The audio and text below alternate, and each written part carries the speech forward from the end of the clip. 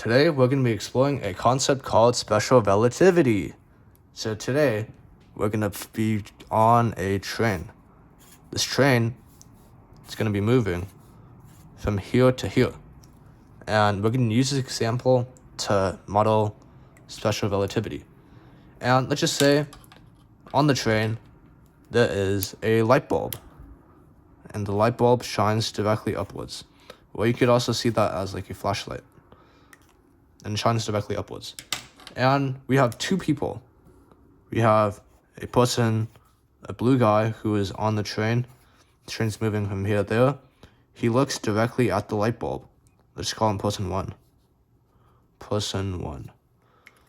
And then we also have person number two, who's standing at the side over here and looking at the train that's moving.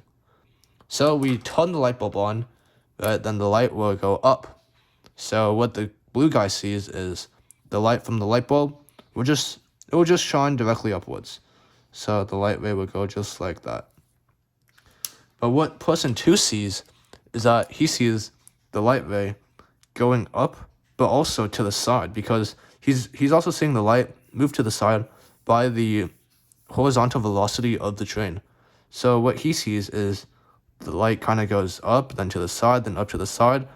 And that turns out to become a diagonal just like that. So he sees the light going like this. Person one sees the light going like that. And we can actually write the distances, because if we know that distance is speed times time, we have distance 2 is equal to speed. The speed in this case, we'll call it c, because c is the notation for the speed of light, and light travels at the speed of light. So we have speed times the time. And if you know in geometry, the hypotenuse of a triangle has to be larger than the legs of a triangle. This is the hypotenuse and legs. So then we can conclude that distance 2, right? Distance 2 has to be greater than distance 1. And that's just always a geometry thing. The hypotenuse is bigger than the legs.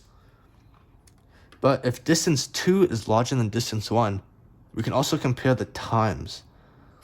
And this is where it becomes interesting. Because for this one, if you solve for the time, you get t2 is equal to x2 over c. And for this one, you get t1 equals to x1 over c. But if the distance for the second one is larger than the distance for the first one, that means the time it takes for person 2 to see the light has to be larger than the time it takes for person 1 to see the light. Right?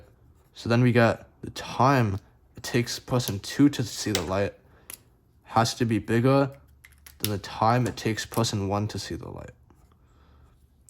And if you don't really get that, you can plug in values for x2 and x1.